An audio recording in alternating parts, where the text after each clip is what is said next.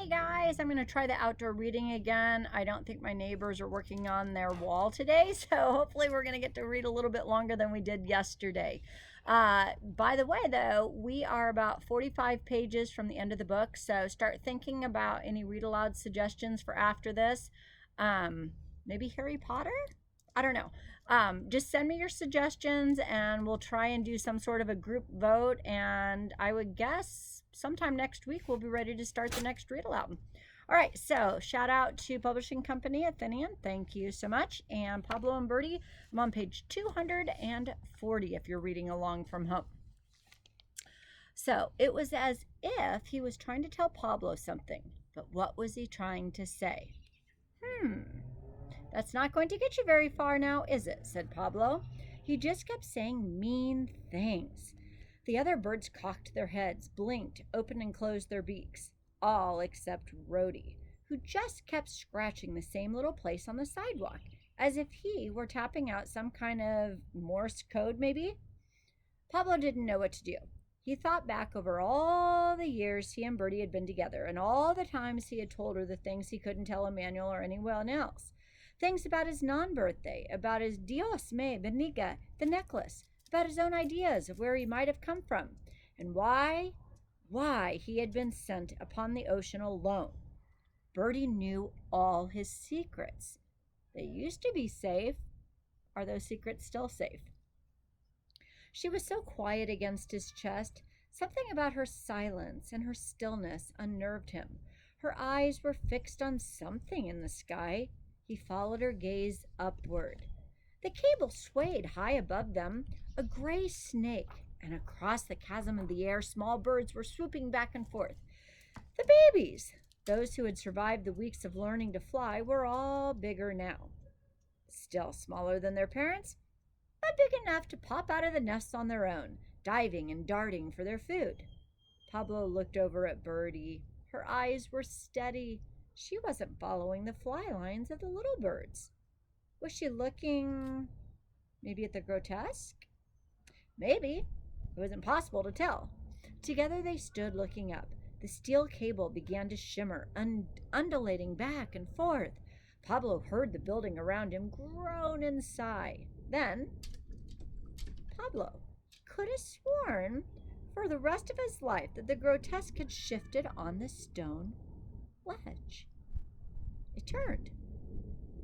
Wait. What had happened?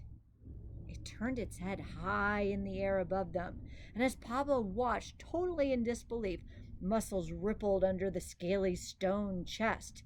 Its wings lifted ever so slightly from its sides, and Pablo swore this. It hunched forward until it looked at Pablo as if the grotesque was about to fling itself off the ledge. It had been cemented onto that for as long as he could remember. Everything he believes is changing, isn't it? Oh, Cooper's coming to read aloud again. The same way Bertie had hunched forward on the table at Maria's not so long ago. Bertie struggled up to Pablo's shoulder and dug her talons in. Her own wings lifted ever so slightly from her sides. Emmanuel's words came back to Pablo, that the grotesque was there to watch over the animals and birds of the island, about how it was neither living nor dead, stuck forever there on the stone ledge. So many mysteries are being revealed right now. Okay, chapter 34. The streets of Isla were curiously quiet, almost as quiet as they had got when a wild storm was headed their way. No one was boarding up their windows or sandbagging their storefront doors, but still, the uneasy feeling inside Pablo seemed to be in the very area of the town itself. Pablo tucked Bertie underneath his t-shirt to hide her, something she ordinarily would never have put up with, but she rested against his chest and did not move. He left the committee behind, scratching, clucking, and then crossed the street and went down the block to Pierre's Goodies, where the blinds were still drawn. Pablo had to knock 3 times before Lula peeked out and unlocked the door for him. "Quick," she said, and she drew the bolt again once he was inside.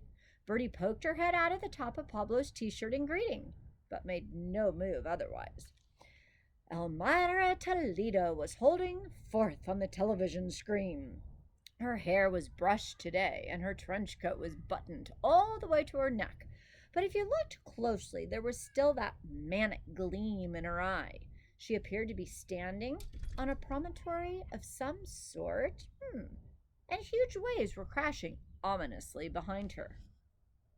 Rest assured, viewers, the tip line hounds have been following up on each and every credible report of a seafarer sighting, she said.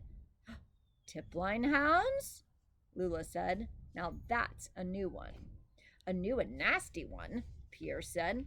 An insult to the good name of dogs worldwide.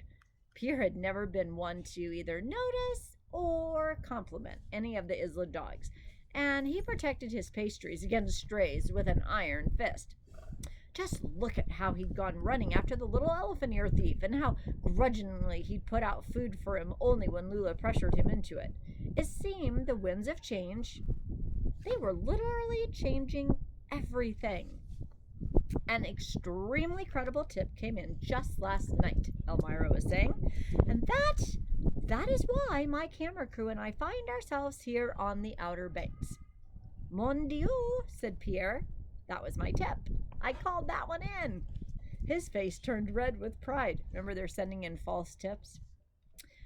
Just then, a particularly enormous wave crested the promontory and drenched Elmira, who managed to hang grimly on to her microphone nonetheless. Sadly, our search here has proven fruitless, she said. But we are hot on the trail of yet another highly credible tip, one which will take us to the top of a lighthouse on St. Sabernina's Island. That's off the Florida Panhandle. That's my tip, said Lula. I called it in anonymously from the payphone outside the Parrot Cafe. I said I was the lighthouse keeper on St. Sabrina's, and that there was a seafarer swooping around and around the lighthouse in such a wild manner I was afraid it was deranged and in need of hospitalization. That was a good one, right? Oh, it certainly was. Then everyone looked at Lula admiringly. For better, and once in a while, for worse. She never held back. Meanwhile, on the screen, Elmira was clutching the microphone with both hands, her teeth chattering. The Outer Banks, or at least her particular promontory thereof, did not look hospitalized in the least, or hospitable in the least. We leave momentarily, and will be back with a live report early this afternoon, she said, shivering. Stay tuned, viewers. There will be further developments. Emmanuel clicked off the television. Well, we've bought ourselves some time, he said. But how much time? Oh, not enough, said Lula. No one disagreed with her. So that evening, as the sky outside their window turned purple and then black with nightfall, the winds of change descended fully on Isla. A ghostly moon appeared and disappeared behind swift clouds, so that the ocean sparkled and then went black. Sparkled and then went black. Are you trying to picture what the author is showing you? The steel cable stretching between their building and the grotesque stone ledge glimmered. Pablo's hammock rocked back and forth, and he picked up Bertie and crawled into it, pulled his blanket tight around them both. This was not so he could try to sleep. No. He needed to think. But his thoughts were still all jumbled up. The only thing that was steady was the wind. He could feel the whole building leaning towards the ocean. Bertie's talons gripped his hands lightly, and together they swayed back and forth in the hammock. He put his arms around her, there in the rocking hammock, there in the dark night, there in the building that groaned and swayed from the winds of change. He breathed in a long, deep breath, warmth and dust and the faint smell of mangoes. That would be the smell of Bertie. The feather she had pulled from herself that morning was still in the back pocket of Pablo's shorts. He thought of all the years she had stayed beside him, never leaving his side. He thought of Elmira Toledo, and the scientists with their clipboards, and the tourists, desperate for the sight of a seafaring parrot. Then he also thought of the night he had found her halfway across the street, balanced on the cable. And he thought and thought, and as he thought, his mind became clear. It was time. time for what? He held her to his chest and swung his legs out of the hammock. The clouds were gone now, and stars glittered high in the heavens. They were impervious to the wind that was bending the palm trees toward the ocean as far as Pablo could see. It was the sort of stormless wind that the townspeople had talked about as long as people could remember. The winds that blew not onto shore, but away from it were the winds that would carry his bird away. Somewhere out there, airplanes were winging their way through the night. Maybe Elmira Toledo had realized that Lula's lighthouse tip was a hoax and was on one of those airplanes bound for their island, a real live specimen. He squinted and peered into the darkness, trying to see if he could make out any light on the ocean that wasn't from the stars or moon. No. Right now, it was just him and... Wait. What was that in the sky far out to sea, making its way south towards them? It couldn't be a plane. It was flying too low. Whatever it was growing closer every single second. Then Pablo's ears picked up a sound that wasn't the wind. It sounded like Emmanuel snoring when he got really going. But no, it actually wasn't quite that either. He concentrated on the approaching object and the growing sound.